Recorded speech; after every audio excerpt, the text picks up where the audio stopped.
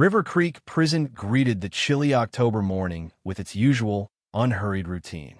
At precisely 7:30 a.m., the heavy gates groaned open, admitting an armored corrections van. Merritt Caldwell watched its slow approach from the window of her third-floor office in the administration building. Her long cold coffee stirred absent-mindedly, a reflection of the precision that defined her life. Her office, much like herself, embodied order and discipline. Every folder on a massive oak desk lay parallel to the edge, the computer monitor aligned perfectly, and the blinds on the windows hung with mathematical accuracy. Over her 25 years in the prison system, Merritt had come to value one thing above all else: order. It was the foundation on which everything in River Creek was built. Today's transport brought just one inmate, Fletcher Cade, transferred from the Nevada State Penitentiary. His file had been sitting on the warden's desk for nearly a week. The man was 34, college-educated, and convicted of grand fraud, a crime that had earned him 15 years. His record was spotless, with impeccable behavior throughout his incarceration. He'd worked in the prison library. Merritt adjusted her impeccably styled, graying hair and made her way down to the reception area, her heels clicking rhythmically against the concrete floor. The guard snapped to attention as she passed, a silent tribute to the respect and fear she commanded. She was both respected and feared in equal measure. When Cade stepped out of the van, he appeared to be a tall, well-built man with regular features and an attentive gaze. His hands were cuffed, yet he carried himself with a quiet dignity. "Welcome to River Creek, Mr. Cade." Merritt's voice was smooth but cold. "I'm the warden, Mrs. Caldwell. We have strict rules here, and we expect them to be followed without exception." "Yes, ma'am," Cade replied, his voice pleasant, though it carried a slight hoarseness. "You will be working in our library," she continued, her tone unwavering. "It's a privilege easily lost. Any infraction, and you'll be sent to the general block." Cade nodded slightly, and a faint smile tugged at the corners of his mouth, as though her sternness amused him.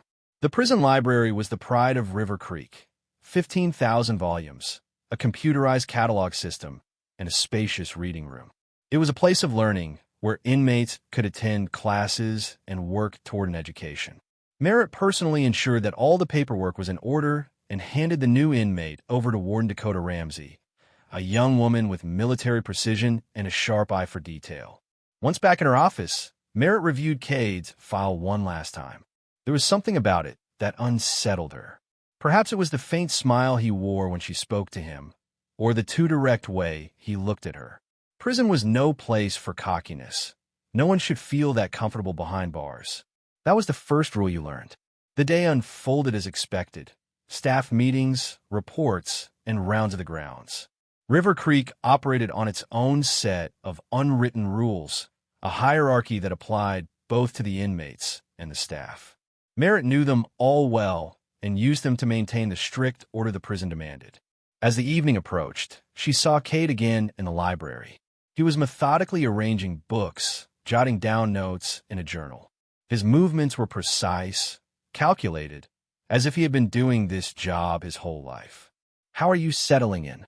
Merritt asked, stopping near a shelving unit. "The cataloging system is a bit different from what I'm used to, but I'll manage," Cade replied, not pausing his work.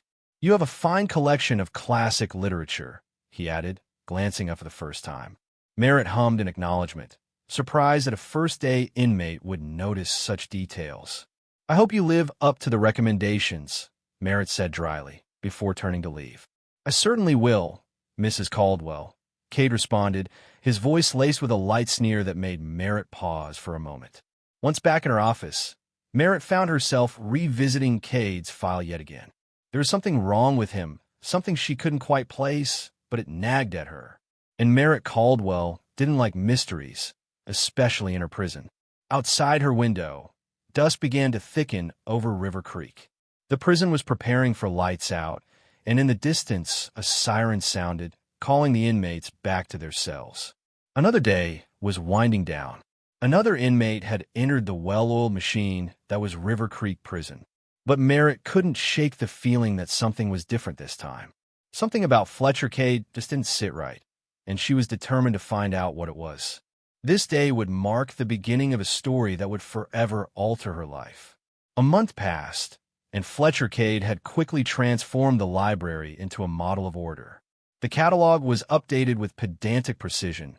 Books were always returned to their proper shelves on checkout day, and the reading room gleamed with immaculate cleanliness. Even the most meticulous wardens had nothing to complain about. Merritt found herself visiting the library more frequently, under the pretense of checking in.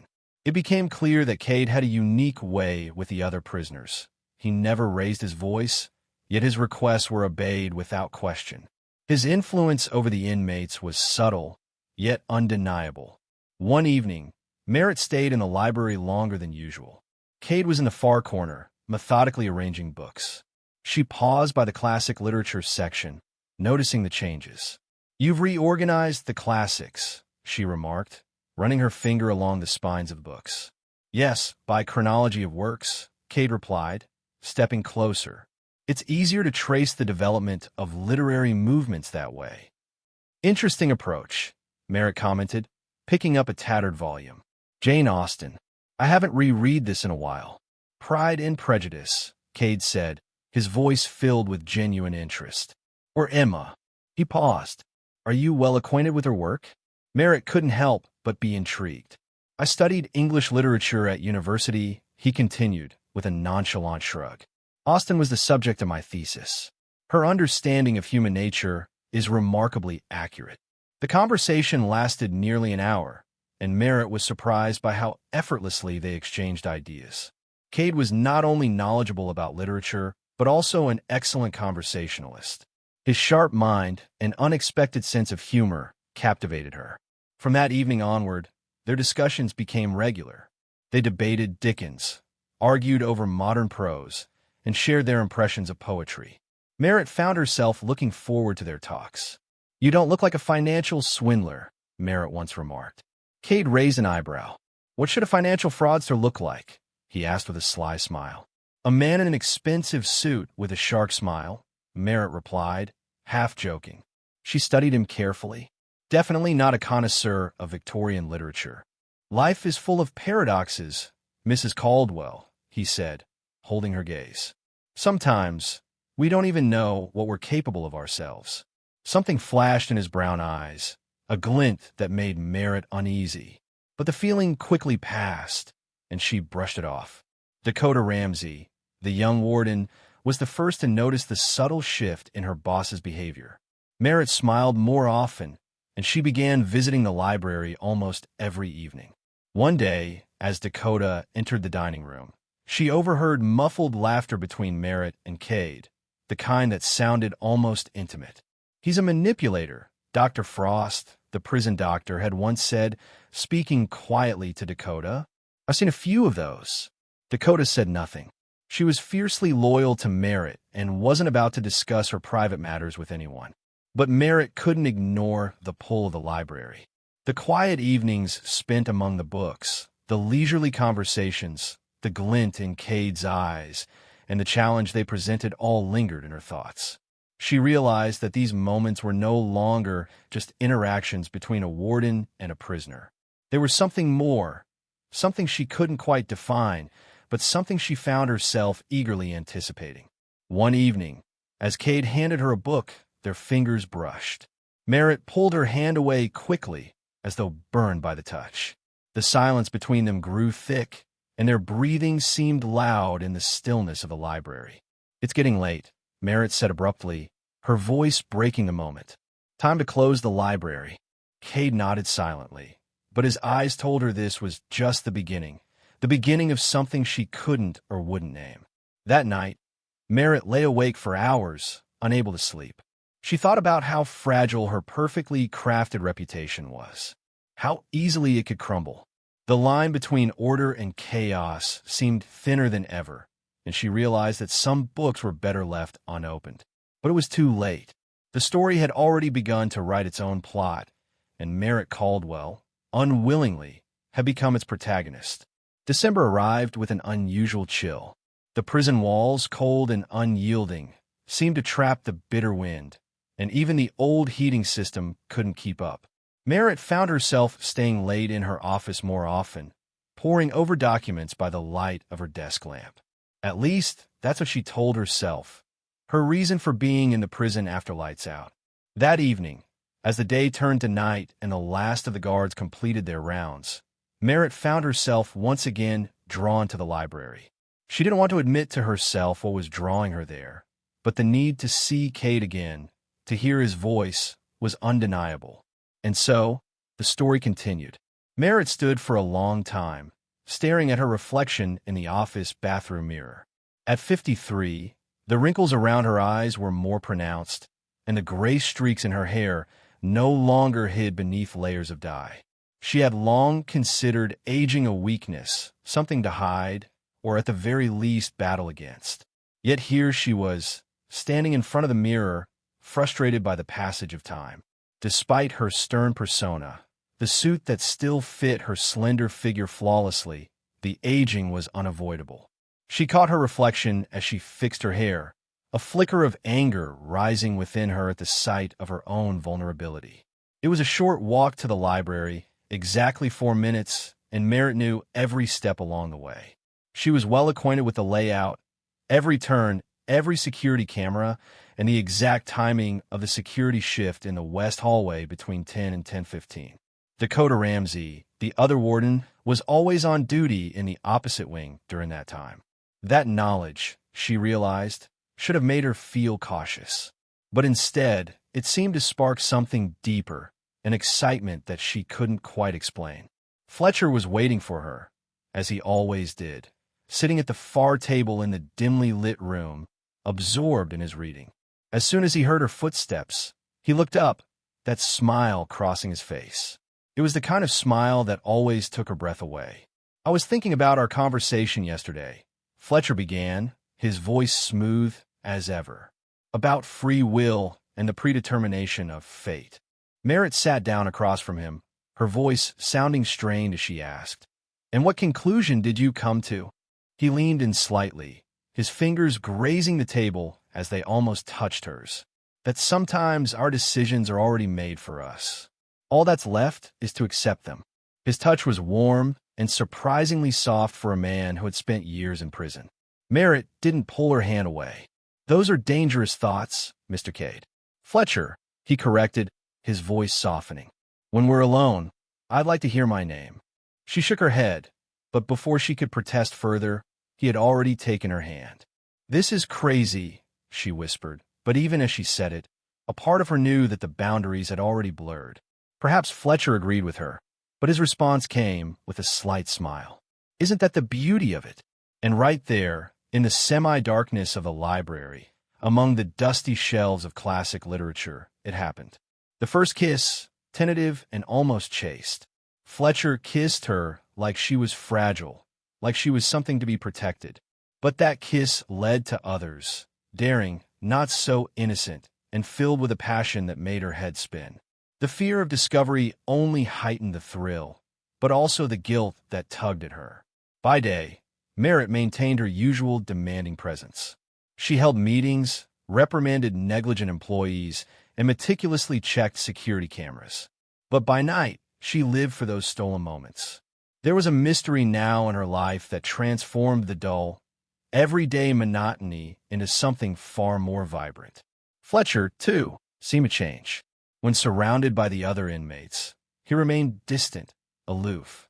But in the solitude of their secret meetings, his mask dropped, and he revealed a different side, one that was softer, more open. He shared stories about his childhood in a small Idaho town, his dreams of becoming a writer, and the path that had led him to prison. "I have no regrets," he told her one evening, as they sat in the quiet of the library. "If it hadn't been for all this, I never would have met you."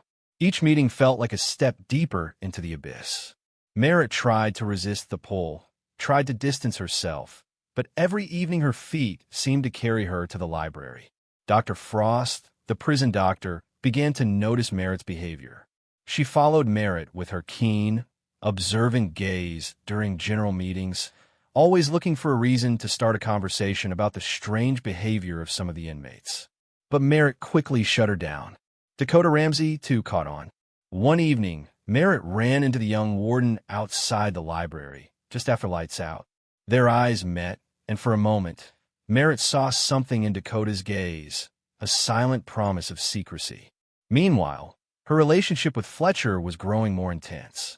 No longer confined to the library, their secret meetings moved to Merritt's office, empty classrooms, and even the old back room, places where no one would think to look.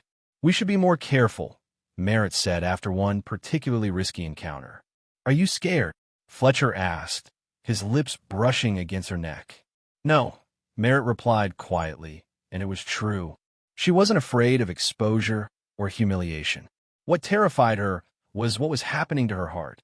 Each night, as she lay alone in her bed, she couldn't help but think.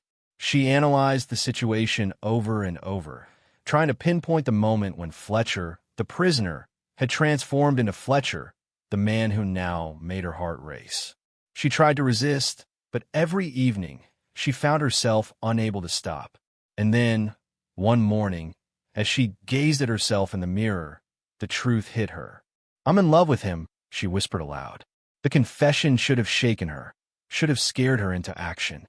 But instead, all she felt was a strange sense of inevitability, as though everything had already been set in motion, and there was no turning back. That day, she didn't feel fear. Instead, she felt the weight of a new reality, one she had never expected, and one that would change everything. It was as if a strange sense of relief had washed over her, like someone who had been battling the current for so long and finally surrendered, allowing the river to carry her. That evening, Merritt arrived at the library earlier than usual. It was almost as if Fletcher had sensed the shift within her. He didn't speak. He simply wrapped his arms around her and pulled her close, offering a silent comfort that spoke volumes. In that embrace, there was more than words could ever convey. Outside the library window, snow was gently falling, adding to the quiet peace that filled the room. Somewhere deep within the prison, the old heating pipes hummed steadily, their warmth a stark contrast to the cold, biting air outside. Merritt Caldwell, the warden of River Creek Women's Prison, stood in the arms of a prisoner, Fletcher, and for the first time in years, she felt truly alive. Little did she know that this winter would be the last she would ever experience in her former life.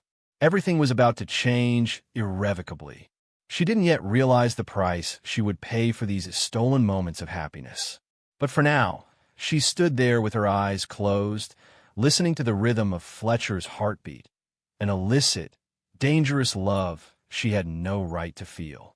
January brought fierce snowstorms and temperatures plunging well below -20. The old prison building, drafty and worn, struggled against the elements. The prisoners wrapped themselves in blankets, while the staff huddled as close to the heaters as they could. But Merritt hardly noticed the cold. Inside her, a fire burned brightly, one that no amount of frost could extinguish. Her meetings with Fletcher became almost a daily affair. She had become adept at finding excuses for staying late at work, and Fletcher always knew how to divert the attention of the other inmates. The library, with its secluded nooks and corners behind the racks of legal books, offered a sanctuary, a place where the surveillance camera's prying eyes couldn't reach. It was in these hidden spaces that they found freedom, albeit fleeting and dangerous. One evening, as they lay on a plaid blanket spread out on the library floor, Fletcher asked her, "Did you ever think you could do something like this?" "To do what exactly?"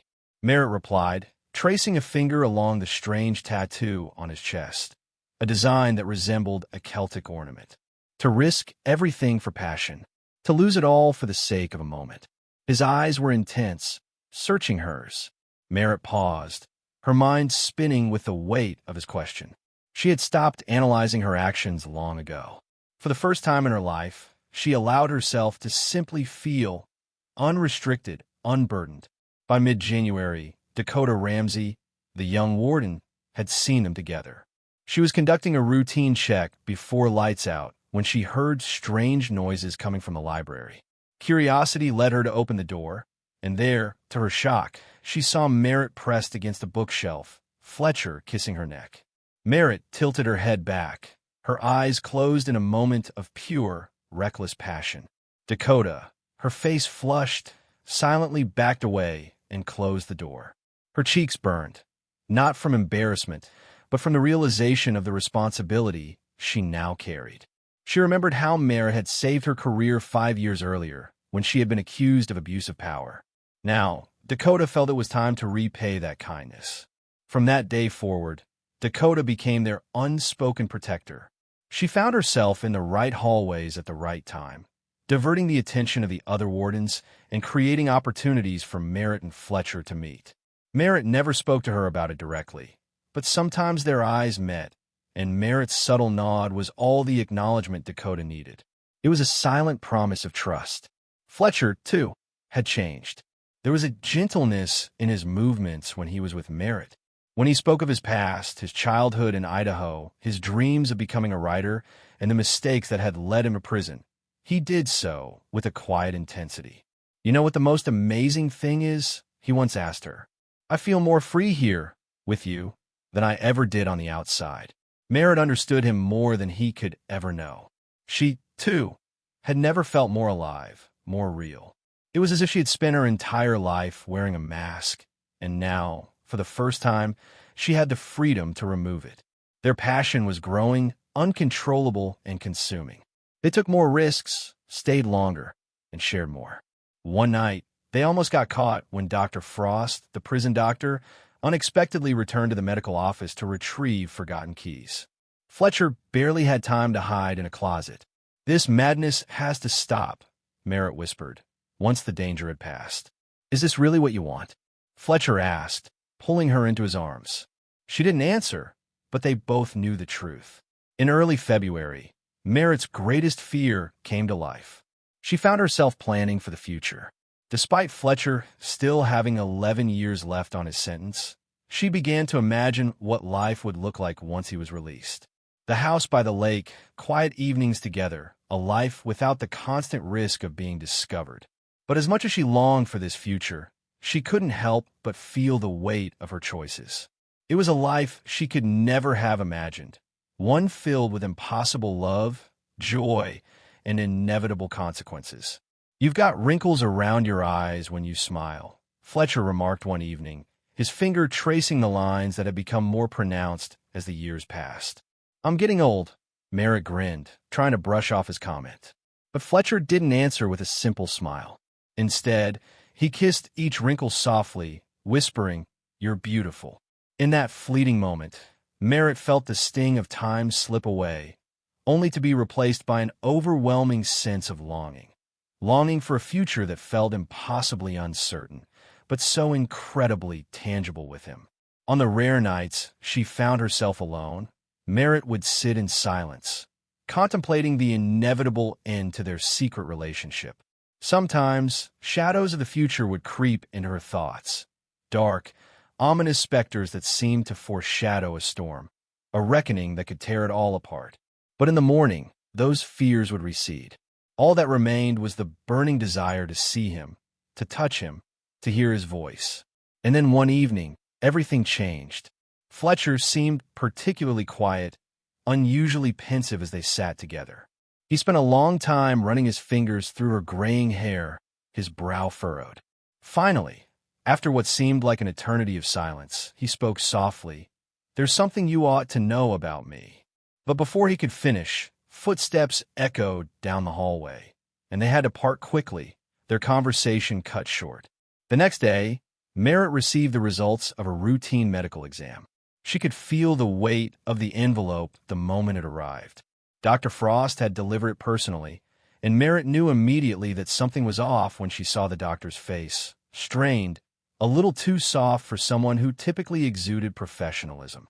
"Have a seat, Mrs. Caldwell." Dr. Frost's voice was uncharacteristically gentle. Merritt's eyes scanned the lines of the report, the numbers, terms, and acronyms blurring before her, but two words stood out like a scarlet warning: HIV positive. Her throat went dry, and she felt her world tilt. "It's a mistake," she said, her voice sounding distant, almost foreign to her own ears. "We double-checked, Mrs. Caldwell," Dr. Frost said quietly. "It's accurate." Merritt felt a cold wave wash over her. "Leave me alone," she commanded, the words coming out sharper than she intended. She sat there, motionless, as Dr. Frost quietly withdrew. Her thoughts tumbled over each other, jagged and incomprehensible. "There's something you should know about me." Fletcher's voice echoed in her mind. "I have no regrets." The memories came rushing back. Every kiss, every touch. He had known. He had known all along. By 9 p.m. sharp, Merritt entered the library. Fletcher was seated at his usual desk, absorbed in a book. As soon as he looked up, he smiled. But when he saw her face, his smile faltered, freezing on his lips. "You knew," Merritt said, her voice steady but low. It wasn't a question. It was a statement of fact. Fletcher closed the book slowly, his usually confident hands trembling just slightly. "Yes." "How long ago?" Merritt's eyes burned into his, demanding the truth. 3 years, he replied quietly. "I learned it in a Nevada prison." For the first time, Merritt truly saw him. His face, still handsome despite the passing years, his attentive brown eyes that had seemed so familiar to her. Yet now, they felt like the eyes of a stranger. The man she had trusted with everything. The man she had let into her heart. "Why?" she asked, barely able to whisper. "I fell in love with you," he said, standing up and moving toward her. He reached out, but Merritt instinctively took a step back. "Don't you dare," she whispered, her voice trembling with anger. "Don't you dare speak of love." His expression softened, but the words that followed felt like poison. "Merritt, it was real. All of it, the books, the stories. Every word was true." She shook her head. "No," she said, her voice barely audible. "It was all real, until it wasn't. Every touch, every kiss, it was poison." She could feel the tears welling up, but she wouldn't let them fall. "You poisoned me, Fletcher. In every way." He tried to say something, to justify himself, but she held up a hand, silencing him. "You know what the worst part is?" Her voice cracked as the weight of her words settled in. "I actually loved you. For the first time in my life, I allowed myself to love." Her voice trailed off as she turned and walked toward the door. At the threshold, she stopped without looking back. "Tomorrow, you'll be transferred to the high-security unit. I hope you're comfortable there." "Merritt, please." Fletcher's voice cracked, but she didn't turn around. The door closed softly behind her, cutting off his words. The hallway outside was dim and cold, the sound of water dripping in the distance, a rhythmic reminder of time passing, unforgiving and relentless. In her office, Merritt retrieved Fletcher's personnel file from the safe. She now saw what she had missed before: the small gaps in his records, the vague references to his past health issues. His transfer from Nevada had been under the guise of health reasons, but now she knew it had been far more than that. Her hands didn't shake as she signed the transfer order. Her signature was as smooth as ever, but the letters now seemed sharper, each one cutting deeper than the last. It was done. The story had come full circle, and with it, the price of passion was finally being revealed. The morning that Dakota Ramsey received the order, she didn't ask a single question. Something in her superior's face held her in check, stopping any words from leaving her lips. Merritt had made it clear. This was an order, and no discussion was necessary. That night, Merritt couldn't sleep. She sat at her desk, staring out the window at the snow-covered prison yard. Somewhere out there, in a cell, sat the man she loved, the man who had slowly, calculatingly killed her with a smile on his lips. Inside her desk drawer lay her service weapon, the gun she hardly ever used. She pulled it out and weighed it in her hand. Revenge, she knew, was best served cold. And she had a plan. The high-security unit reeked of fear and bleach. Fletcher immediately recognized the stench, the atmosphere of terror that clung to every corner. After 15 years in various prisons, he knew how to read the signs. The 2 guards who led him down the humming corridor didn't even try to mask their smirks. Their crude jokes echoed off the cold walls, but they were nothing more than a faint background noise in his mind. The new cell was half the size of the one he'd occupied before. A narrow bunk covered with gray laundered linens. A toilet without a lid. A sink with peeling enamel. And thick, impenetrable metal bars dividing the world into two separate, unchanging realities, before and after. "Welcome to hell, pretty boy," one of the escorts grinned, slamming the door shut behind him. This block housed the most dangerous criminals, murderers, rapists, gang leaders. Fletcher could hear their voices from the other side of the bars, hoarse shouts, laughter, and threatening words. The cell across the hall belonged to Roy Butcher Harris, convicted of a triple murder. To his right sat Marcus Wayne, a man who had beaten 2 guards to death in an Atlanta jail. "Hey, librarian," someone called from the next cell. "How do you like our sweet little corner of hell?" Fletcher didn't respond. He sat silently, thinking of Merritt, her still figure in the library, the way she had stood so rigid and unmoving like a statue. Her voice trembling when she spoke of love, of all the times she had looked at him with vulnerability. She had loved him truly for the first time in his life. It was something he had never thought possible, but now he realized it was true. He had loved her too, maybe for the first time ever. The yard walk was scheduled for 2 p.m. The maximum security inmates were escorted into a separate pen, surrounded by 2 rows of barbed wire. Fletcher could feel the eyes of the others, hostile, calculating. "Hey, boss." Roy Harris's deep voice rumbled from across the yard. His massive, scarred figure loomed in front of Fletcher. "Nice job, huh?" "None of your business," Fletcher replied calmly. But the next moment, a blow struck him in the solar plexus. It was quick, efficient, and professional. Fletcher bent in half, gasping for breath, his chest tightening as icy air filled his lungs. "Mine now." Harris leaned in, his breath hot and rank against Fletcher's ear. "Everything that happens here is my business." The guards turned a blind eye, pretending not to notice. Fletcher knew this was just the beginning. Word of his affair with the warden had already spread throughout the prison, and for men like Harris, it was a golden opportunity to put the newcomer in his place. That night, lying on the hard, unforgiving bunk, Fletcher listened to the sounds of the cell block. Somewhere, a prisoner was screaming, caught in the throes of a nightmare. The clink of keys echoed down the hall, and water dripped from a faulty faucet, a slow, rhythmic sound that matched the pulse in his head. He thought of the library, of the smell of old books, the quiet stillness of the reading room, the warm, comforting evenings spent with Merritt. It all seemed so distant now, almost like a dream. "Hey, kid," Marcus Wayne's voice echoed through the wall. "You know what they're going to do to you, don't you?" Fletcher knew. There was no place in the prison hierarchy for those who had relationships with their superiors, especially when it ended in scandal. The next day, during lunch, someone deliberately shoved his tray, spilling hot soup on his lap. His soap went missing in the shower room. These small acts of bullying were nothing compared to what he knew would come next. It was only a matter of time before the real consequences hit. Dakota Ramsey occasionally walked past his cell, her expression unreadable. But once, she lingered longer than usual. "She really loved you," Dakota remarked quietly. It sounded more like a statement than an observation. By the end of the week, Fletcher noticed that the guards passed his cell less frequently. At certain hours, the corridor seemed to grow eerily silent, as if they were all waiting for something to happen. He knew that the moment was approaching. On Friday night, he wrote a letter to Merritt.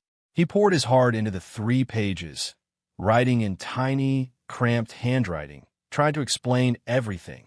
The truth about his diagnosis, his fear of loneliness, how he couldn't resist her strength, her vulnerability, how every word of love he had spoken to her was real. He slipped the letter to a young guard, handing him a pack of cigarettes in exchange.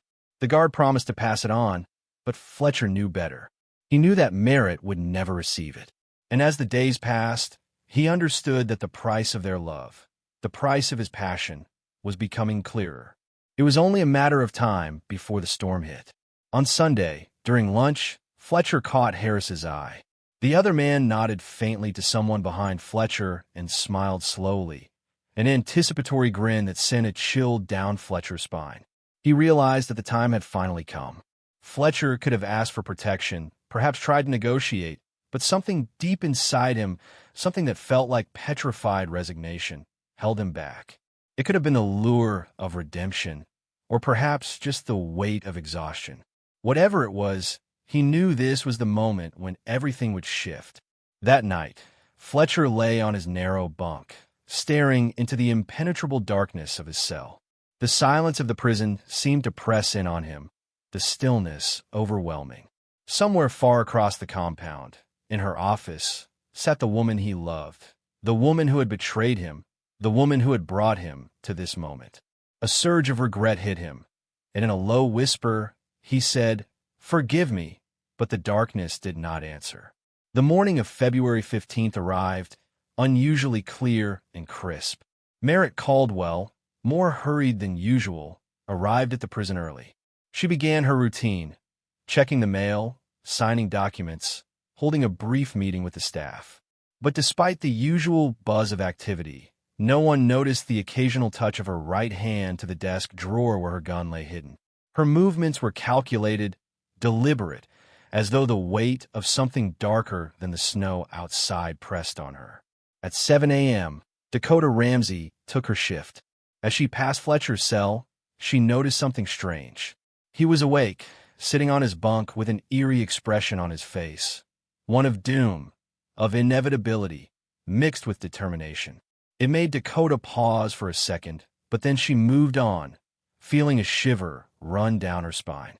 At 10 a.m., Dr. Frost made her rounds in the high-security block, and as she passed by Fletcher's cell, she heard Roy Harris speaking in hushed tones to his cellmates. The conversation made her shiver, but she quickly dismissed the nagging feeling inside. It wasn't her business, she thought, and she moved on. By lunchtime, a heavy, palpable silence hung over the prison. Prisoners whispered to each other, their voices barely audible. The guards were on edge, their movements stilted, as if they too sensed something was about to break. At 2 p.m., Fletcher asked to go to the infirmary, claiming he had a headache. His request was met with indifference, but on the way, he veered down a side corridor. The guard accompanying him lagged behind, distracted for a few minutes. It was enough. Fletcher walked slowly through the library, his fingers trailing along the familiar spines of the books. The library, that sacred place of silence, where he and Merritt had shared whispered conversations, seemed to mock him now. The quiet smell of old paper filled the air, and the muted light from the tall windows cast long shadows on the floor. It felt like a stage, a place where the final act was about to unfold. At 3 p.m., Merritt received a note. It was brief. He is in the library. The handwriting was unfamiliar, and Merritt folded the paper into quarters, burning it with a lighter. Her movements were smooth, but inside, a cold knot twisted in her stomach. Dakota, standing nearby, watched as Harris and his men sauntered down the hallway, their steps confident, almost predatory. The group moved at an easy pace, as though they knew exactly where they were going and why. Dakota turned away and began to check her papers, pretending not to notice the tension that thickened the air. At 3:30, a scream pierced the stillness, a harsh, guttural sound from the library. The scream was cut off abruptly, leaving an oppressive silence in its wake. Merritt sat in her office, methodically going through her papers. Her hands were calm, steady, but her knuckles whitened, betraying the anxiety that gripped her. At 4 p.m., a young guard found Fletcher's body. He was lying between the shelves, among the scattered books, his face horribly disfigured by multiple stab wounds. Dr. Frost, who examined the body, noticed something curious. A tattered copy of Reason by Jane Austen was clutched in Fletcher's hand. Meanwhile, Dakota watched as Harris and his men returned to their block. They were calm, collected, their robes neatly buttoned, but their eyes glittered with a feverish excitement. It was as if they knew the truth, and it thrilled them. By 5 p.m., the detectives arrived. Ashton Graves, a large man with streaked dark hair, and Sage Malloy, his partner, met Merritt in her office. She answered their questions with a cold, perfectly even tone, her voice professional, every word precise. She never mentioned Fletcher's name. It was as if he had already become a ghost, lost among the many that haunted the dark hallways of River Creek. No one noticed the slight quiver in her lips when they described the condition of Fletcher's body. No one saw how her eyes flickered when they asked about the crime scene. But Dakota, standing quietly in the corner, observed everything. She saw how Merritt never once uttered Fletcher's name.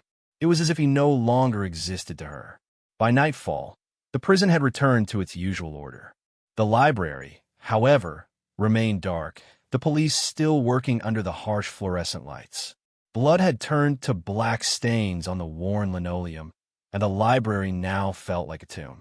In her office, Merritt Caldwell stared out the window at the snow-covered yard. A loaded pistol lay in her desk drawer, unused. She didn't need it. Revenge, she knew, was always best served cold. Detectives Graves and Malloy had specialized in prison investigations. By the time they arrived at River Creek the next day, the pieces of the puzzle had already begun to shift. For 15 years, Detective Malloy had worked tirelessly in the field of criminal investigation. She was the complete opposite of her partner, Graves, petite, red-haired, with sharp green eyes that never missed a detail. Together, they surveyed the crime scene in silence. The library still bore the marks of last night's tragedy: dried bloodstains on the floor, overturned shelves, scattered books. "Weird," Malloy muttered as she squatted next to a bloodstain. "Look, Ashton, the spatter on the shelves is angled. He was hit from top to bottom." Graves nodded, already forming an idea. He was already lying down when the main blows were delivered. Doesn't look like a spontaneous prison fight. This was an execution. The first person they questioned was Dr. Frost. The young woman was nervously rubbing the chain of her glasses as she recounted the autopsy results. 23 stab wounds. Multiple head injuries, she said. But there's something interesting. Handcuff marks on his wrists. He was restrained. How many people were involved in the murder? Graves asked. Based on the nature of the injuries, at least 4, Dr. Frost replied, her voice tinged with uncertainty. Dakota Ramsey proved to be a difficult witness. She answered their questions briefly, her gaze fixed somewhere over Malloy's head. "Where were you at the time of the murder?" "Checking paperwork in the administration building." "Did you see anyone suspicious?" "Everyone in prison is suspicious," she replied flatly. Malloy noticed how she faltered when it came to mentioning Merritt Caldwell. The detectives kept their focus, but the discomfort in Dakota's response didn't go unnoticed. They left the warden for last. Merritt Caldwell received them in her office, impeccably dressed and calm, her back straight and her demeanor flawless. "Mr. Ketty used to work in the library," Graves began. "Why was he transferred to the high-security unit a week before his death?" "Regime violation," Merritt replied without missing a beat. Her voice was steady, unwavering. Malloy studied her carefully. There was something about the warden's demeanor that struck her as unnatural, as though she were playing a part in a well-rehearsed performance. By evening, they had their first suspect, Roy Harris. His interrogation lasted 3 hours. "Where were you at the time of the murder?" "In my cell. I can provide a dozen witnesses." "Do you have an alibi for every minute of it?" Malloy asked. "There's always an alibi in prison, Detective," Harris replied smugly. Graves and Malloy spent the night poring over the testimonies, trying to piece everything together. "Something's not right here," Malloy muttered, spreading out the crime scene photos. "Look at the book in the victim's hand. Reasoning of Reason." She shook her head. "That's a random detail. Maybe it's not an accident." "There are no accidents in prison," Graves replied, rubbing his tired eyes. "Especially not in murders like this." What they didn't realize was that they were being watched. Merritt Caldwell stood at the window of her office, watching the detectives walk to their car. Her reflection in the glass seemed ghostly. On her desk lay an envelope with the results of her latest HIV test. She didn't bother to open it. Some things, she knew, were better left unknown. Footsteps echoed outside her door as Dakota Ramsey brought in the evening report. Merritt squared her shoulders and turned toward the door. The game was just beginning. On the 3rd day of the investigation, Sage Malloy uncovered her first lead. Reviewing the security footage, she noticed something strange. 4 cameras in the hallway leading to the library went out of service for 30 minutes at a time. "It's not a coincidence," Malloy told Graves. "Someone in the administration helped organize the assassination." They began digging deeper. The guard duty schedule revealed unusual changes in the week leading up to the murder. Several experienced wardens had been transferred to other units and replaced by rookies who didn't know the internal rules as well. The interrogation of the prisoners felt like a game of silence. Each one seemed to be reading from an invisible script, saw nothing, heard nothing, was in their cell at the time. Then, one inmate, a young guy with a tattoo on his neck, casually mentioned Harris said it was a gift for the warden. An hour later, that same inmate was found in the shower room with his head bashed in. He survived by a miracle. Graves and Malloy questioned Dr. Frost again. This time, she was more nervous than usual. "What do you know about Mr. Ketty and Mrs. Caldwell's relationship?" Malloy asked, her voice calm but firm. I can't discuss patient records," Dr. Frost replied, her hands shaking slightly. "This is about a murder," Malloy reminded her gently. Frost snapped, her nerves betraying her. She told them everything. The test results, Ketty's diagnosis, Merritt's test results. She revealed how Merritt had changed after receiving the news. Malloy's mind raced. She could see the pieces of the puzzle beginning to fit together, but the picture was one she didn't want to see. The relationship between Merritt and Fletcher Ketty was no longer just a suspicion. It was a dangerous reality. Meanwhile, Merritt continued her cold, calculated facade. The investigation was closing in on her, but she had made sure there were no traces left behind. Every step had been carefully planned. Every decision had been deliberate. The dark shadows of River Creek Prison were deepening. With each passing moment, Merritt Caldwell's secrets grew heavier, and the walls began to close in around her. The price of her actions had already begun to show. A picture was beginning to take shape: motive, revenge. A meticulously planned murder orchestrated by others. Yet there was no direct proof. Roy Harris and his men remained silent, their faces unreadable. The guards averted their eyes whenever the detectives were near. Dakota Ramsey stood like a wall between the detectives and her boss. She reflected on everything Graves had said, her mind racing with thoughts about the case. Use the system against the system, Graves had advised, his voice steady as he stared at the evidence board. Malloy, unable to sit still, walked over to the window, her gaze falling on the prison yard below. She watched Merritt Caldwell, the warden, talking to a group of guards. Her posture was perfect, straight back, confident gestures, a commanding turn of her shoulders. It was clear. She was in control, and she knew it. "You know what the worst part is?" Malloy said quietly, her voice almost a whisper. She really loved him. Otherwise, she would have just shot him herself. Graves didn't answer right away. They had checked phone records, reviewed emails, and interviewed staff. They had done everything they could, but they found nothing, no concrete evidence, not a single direct link. It was all circumstantial, all conjecture. Roy Harris, meanwhile, had managed to maintain his composure, smiling during the last interrogation. "Sometimes bad things happen to bad people," Detective Harris had said, his voice dripping with disdain. On the evening of the 9th day of the investigation, Graves and Malloy sat together in an empty office, the weight of the case pressing down on them. Files lay scattered across the table, their contents a reminder of the complexity they faced. "We know she did it," Malloy said, her voice tinged with frustration. "Knowing doesn't mean proving it," Graves replied, his tone matter of fact. A crime scene photo lay in front of them. The book Reason's Arguments clutched in the victim's dead hand. It felt like a final message, but from whom?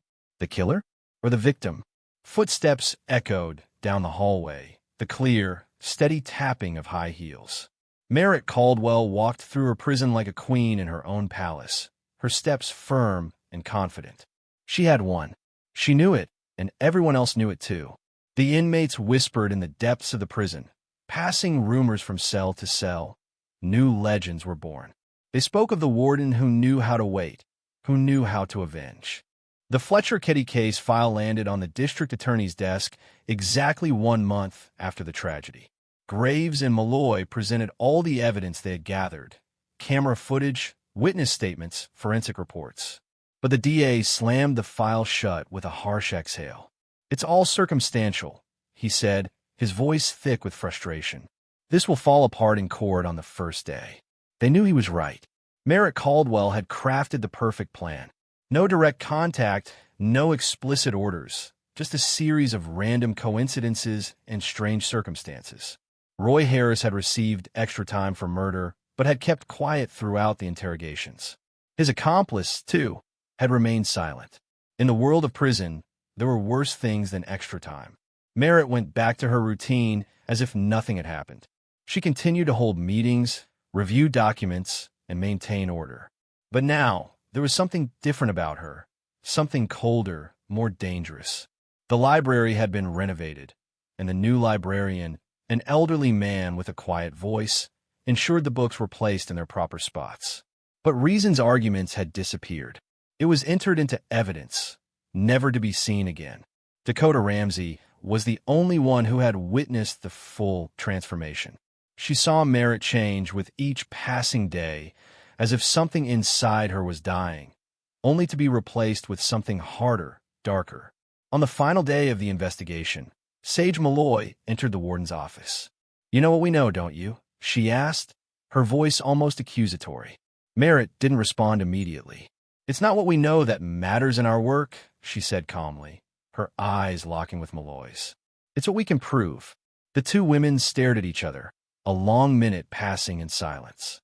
They were on opposite sides of the law, but in that moment, Malloy couldn't help but feel they were similar, both driven by a deep understanding of justice, and both willing to fight for what they believed was right. A year passed. River Creek returned to its ordinary rhythm. Merritt Caldwell still ran the prison with the same tough, efficient, and flawless control.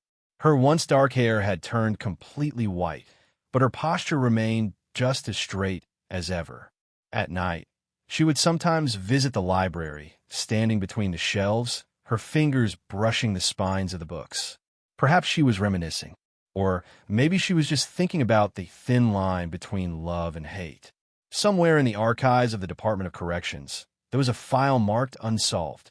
On the last page, Detective Malloy had written, "Sometimes justice doesn't come through the law.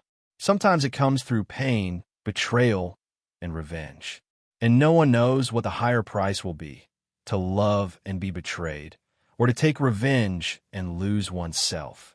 The case was officially closed, but the story remained, a reminder that within the walls of a prison, even love could become a deadly weapon.